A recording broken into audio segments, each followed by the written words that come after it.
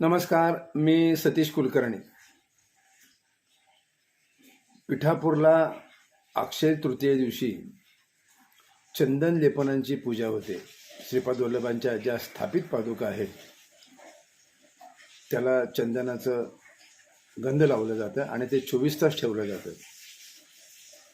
या मठाचे जे पीठाधिपती होते परमपूज्य आदरणीय रामस्वामी, 2008च्या सुरुवातीला मी जेव्हा प्रथम पिठापूरला गेलो तेव्हा ओझरती भेट झाली. त्यानंतर पुन्हा काही दिवसांनी गेलो तेव्हा मराठी असल्यामुळं त्यांच्या माझ्या गप्पा गोष्टी सुरू झाल्या आणि नंतर आमचा स्नेह वाढला. त्यांनी मुलासारखं माझ्यावर प्रेम केलं आणि मग काही गोष्टी सांगितल्या, कसं घडलं, काय घडलं, अमुक घडलं, तमुक घडलं. आणि मी गेल्यानंतर मग त्यांच्या बरोबर भजन, प्रवचन, त्यांच्या सूचना, मग ते जो प्रसाद देईल तो प्रसाद मी सोलापूरला आणून आणि जिथं जाईल तिथं मी तो प्रसाद खडीसाखर किंवा खारका त्याचे बारीक तुकडे करून भक्तांपर्यंत पोहोचवत होतो.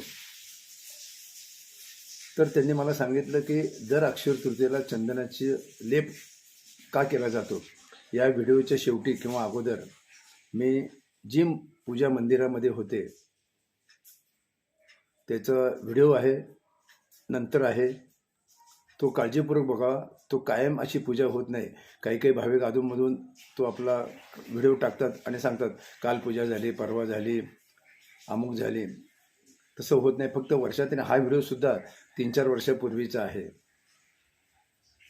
तर त्याचं असं झालं की पिठापूरला उन्हाळा भरपूर असतो, अंगाची लाही लाही होती, सारखा घाम पण येतो, 2-3 वेळा आंघोळ करावी लागते.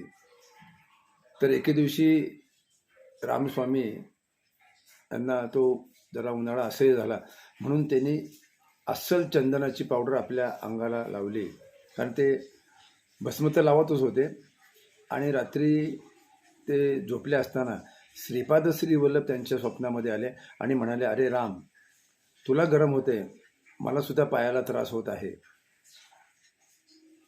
त्यांच्या लक्षात आलं आणि त्यांनी योगायोगाने 2-3 दिवसानंतर अक्षय तृतीया होती आणि त्यांनी चंदनाची पावडर मागवली ओरिजिनल. आणि गेल्या अनेक वर्षापासून सकाळी 10-10:15च्या पूजेच्या वेळेस त्या पादुकांना 24 तासासाठी लेपन करण्यात येतं. म्हणजे जी पावडर आहे ती पाण्यामध्ये टाकून जसं आपलं कणिक तयार होतं पोळ्या करण्याचं, चपाती करण्याचं, त्याप्रमाणे ते पातळ घट्ट केलं जातं आणि त्याच्यावर थापलं जातं. तो व्हिडिओ बघण्यासारखा आहे. योगायोगाने गुरुजींनी मला 2-3 वेळा सांगितलं की तुम्ही काहीतरी या कार्यात सहभागी व्हा. त्याप्रमाणे मी 5-5 किलो असं 2दा आणि एकदा 10 किलो, आता हे दिलेलं सांगू नये पण जे घडलं ते भक्तांच्या कानावर जायला पाहिजे म्हणून मी ती सेवा केली. त्यांनाही आनंद झाला आणि त्यावेळेपासून त्यांनी मला प्रसाद म्हणून दुसऱ्या दिवशी किंवा तिसऱ्या दिवशी ते प्रसाद म्हणून मला लेपन परत केलं आणि मी माझ्याजवळ ठेवलं आणि अनेकांना मी आजही देत आहे. जे पिठापूरला येतात, नाव पत्ता असतो त्यांचा, त्यांना एक चिमूटभर, जास्त देऊ शकत नाही कारण आत्तापर्यंत जवळजवळ 40-42 हजार भाविकांना मी ते पोहोचवलेलं आहे. यावर्षीसुद्धा योगायोगाने 19 एप्रिलला ही चंदन लेपनाची पूजा होणार आहे. मी एक व्हिडिओ टाकला होता श्रीपाद ट्रॅव्हल्सतर्फे की आपण या कार्यात सहभागी व्हा. लोकांना कारणं भरपूर असतात, नको तेव्हा जातात, जेव्हा जायला पाहिजे तेव्हा जात नाहीत. आणि आता ती यात्रा पण फुल झालेली आहे. तर या दिवशी मंदिरामध्ये आपल्याला काही अधिकार नाही. मंदिरामध्ये आपण फक्त ती पूजा बघायची आणि दुसऱ्या दिवशी कोणाला ते गंधही देत नाही, कारण ज्या देणगीदारांना दिलेलं असतं त्यातलं थोडंफार देतात. पण मी ठरवलं की त्यांची पूजा झाल्यानंतर आपल्या स्वामी समर्थ भवनमध्ये ज्या स्थापित पादुका आहेत श्रीपाद वल्लभांच्या, त्या पादुकांना जे त्या दिवशी यात्रेकरू म्हणून येणार आहे, 2 गट येणार आहेत. एक गुमास्ते गुरुजींचा येणार आहे आणि एक श्रीपाद ट्रॅव्हल्सचा येणार आहे. त्या दिवशी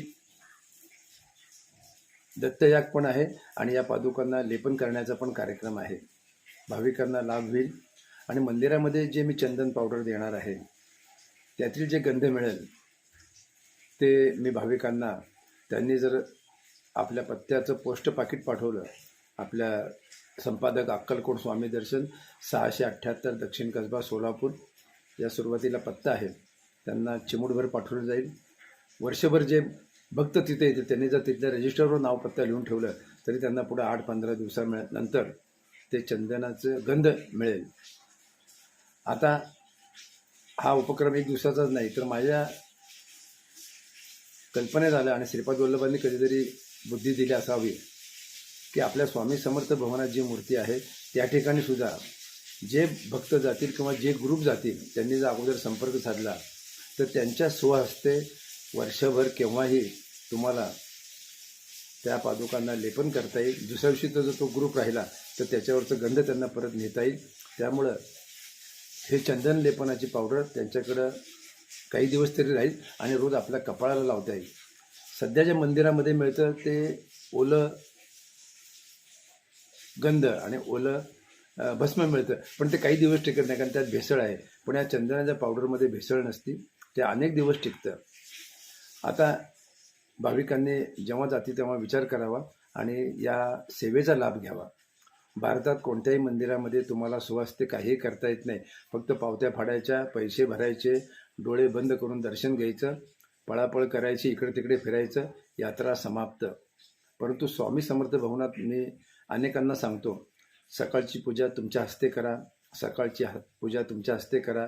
तुम्हाला तिथं होमकुंड आहे, त्या होमकुंडामध्ये हवन करा. हे जे ग्रुप आहेत मोठमोठे किंवा छोटे 10-11च्या पुढे ग्रुप असले तर त्यांनी हे आवडीने करावं आणि केल्यानंतरच तो मानसिक आनंद तुम्हाला मिळणार आहे. हवन करता येईल. नंतर आता या अक्षय तृतीयेपासून तुम्हाला चंदन लेपनसुद्धा करता येईल. पण लोकांचा उत्साह दिसत नाही, त्यांना हे काय चाललं हे माहीत नाही. फक्त आम्ही जास्तीत जास्त स्थळं पाहणार, आम्ही जास्तीत जास्त फिरणार आणि कमीत कमी अवधीमध्ये आम्ही परत निघणार. 24-48 ताससुद्धा लोक देवाच्या दारात थांबत नाहीत. कशी परमेश्वराची कृपा प्राप्त होणार? 72 तास तर नाहीच नाही. परंतु रामस्वामींना काही दृष्टांत झाला, त्याप्रमाणे म्हणले की इथं आलेल्या भक्तांना तुम्ही 72 तास तरी थांबायला लागा. खरं तर 7 दिवस थांबायला पाहिजे, कारण स्नेह जुळायला, संपर्क वाढायला तेवढा वेळसुद्धा कमी पडतो. कारण लोक एकत्र येत नाहीत, बोलत नाहीत, एकमेकाला पाहतात, हा हो, यात्रा समाप्त. तर भाविकांना हा व्हिडिओ करण्यामागचा उद्देश, ज्यांना 19 तारखेच्या या अक्षय तृतीय निमित्त होणाऱ्या पूजेमध्ये सहभागी होता येणार नाही, त्यांना जर काही या कार्यास मदत करायची असेल आणि त्या दिवशी अभिषेक करायचा असेल तर यथाशक्ती कधी कोणत्याही गोष्टीला अमुक अमुक एवढे द्या. तर त्यांनी या व्हिडिओच्या शेवटी QR कोड आहे, हा जो माझा मोबाईल नंबर आहे 94 22 45 90 आणि 87, याच्यावर गुगल पे पण करू शकतील. आणि पूजा झाल्यानंतर पुढं 8-10 दिवसांनी तुम्हाला मंदिरामध्ये जी पूजा केली जाईल त्या पूजेतलं जे लेपन आहे, चंदन लेपन आणि भस्म, या दोन्ही पुड्या तुमच्या पत्त्यावर नक्की येतील. आतापर्यंत हजारो भाविकांना, 40,000 पुढं भाविकांना मी पोहोचवण्याचा प्रयत्न केला आहे. अनेकांना ते मिळालेलं सुद्धा आहे. अनेक जण अजून अपेक्षा व्यक्त करतात. आता पुन्हा या पूजेचं गंध लेपन मिळाल्यानंतर मी पाठवणार आहे. ज्यांना यथाशक्ती पाठवायचं त्यांनी पाठवा. पण पुढील वर्षी मात्र विचार करा आत्तापासूनच की पुढील वेळी आपण किमान 100 भाविक तिथं जमू.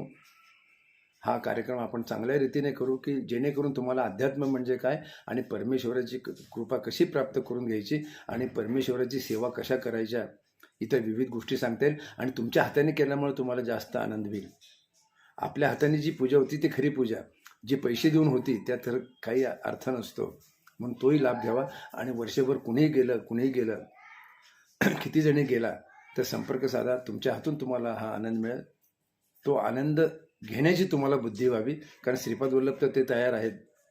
आपण कशी पूजा करतो, कसा आचार विचार करतो ते आपल्यावर अवलंबून आहे. आपला आनंद आपण निर्माण करायचा, आपला आशीर्वाद आपण प्राप्त करून घ्यायचा आणि हे करून घेतल्यानंतर अध्यात्मात जे आवश्यक आहे ते आपल्याला मिळतं. श्री वल्लभ या कलियुगाचे तारक आहेत.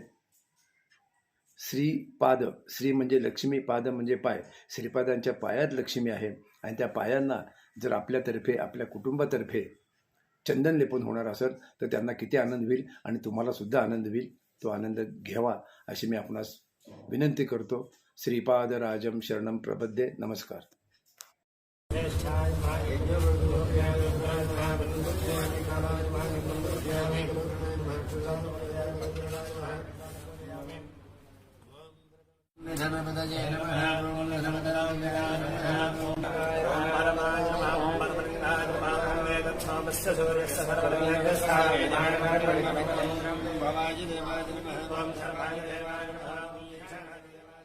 गुह्याय नमः ओम गुह्यताय नमः ओम गुप्ताय नमः ओम मुक्ताय नमः ओम युक्ताय नमः ओम सनातनाय नमः ओम गहनाय नमः ओम गगनाय नमः ओम सयुज्योतिये नमः ओम सदाशिवाय नमः ओम दिव्यज्योतिर्मयाय नमः ओम सौख्यविज्ञान भास्कराय नमः ओम नित्यसिद्धाय नमः ओम पराय नमः ओम पूर्णाय नमः ओम मृगसाय नमः मृणोद्भवाय नमः ओम प्रमादिनिताय नमः ओम परेशाय नमः ओम परविक्रमाय नमः ओम योगाय नमः ओम योगाय नमः ओम योगपाय नमः ओम योगाभ्यास प्रकाशनाय नमः ओम दर्शभृताङ्गतये नमः ओम श्रीधराय नमः ओम श्रीविभूषे नमः ओम श्रीमतीये नमः ओम श्रीनिवासाय नमः ओम भवराजाय नमः ओम श्रीमतीये नमः ओम